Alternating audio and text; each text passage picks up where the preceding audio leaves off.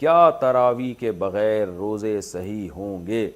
پورے رمضان کی تراویح نہیں پڑی اور تمام روزے رکھ لیے تو کیا روزے صحیح ہوئے یا نہیں؟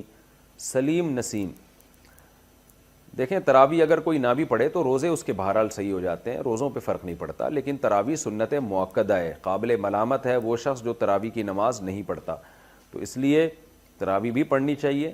کبھی بہت تھکاوٹ ہو نہیں پڑھی جا رہی تو ٹھیک ہے، کم کر دیں، مختصر کر دیں۔ ویسے سنت مؤکدہ 20 رکعتیں ہیں، اس پہ چاروں اماموں کا اتفاق ہے۔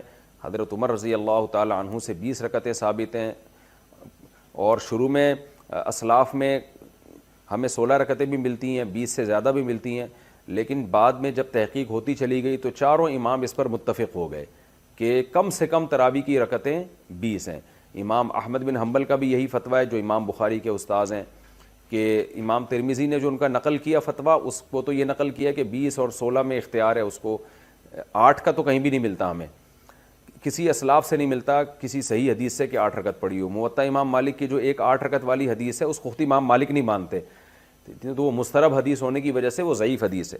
تو موطا امام مالک میں بھی 20 رکعتوں کا تذکرہ ہے، اور بھی ہمیں بہت ساری روایات میں زیادہ تر میں 20 رکعتوں کا تذکرہ ہی ملتا ہے، اس لیے امت کا اس پر اجماع ہو چکا ہے کہ 20 رکعتیں۔ یہ اجماع ہونے کے بعد پھر اختلاف پیدا کیا ہے 20 سے کم، بعض لوگوں نے فتویٰ دیا کہ 20 سے کم۔ تو جب ایک دفعہ کسی مسئلے پر اجماع ہو جاتا ہے تو وہ قطعی چیز بن جاتی ہے، پھر اس میں اختلاف جائز نہیں ہوتا، کیونکہ صحیح حدیث سے یہ بات ثابت ہے کہ امت گمراہی پہ کبھی بھی جمع نہیں ہو سکتی۔ تو اس لیے آپ 20 رکعت تراویح پڑھا کریں، لیکن اگر آپ نہیں پڑھتے تو روزہ بہرحال آپ کا ہو جائے گا، لیکن روزے کی اہمیت تراویح سے کروڑہ گنا زیادہ ہے، کیونکہ روزہ تو بہرحال اسلام کا ایک رکن ہے۔ ایسا نہ ہو کہ تراویح نہ پڑھنے سے روزہ بھی چھوڑ دیں آپ۔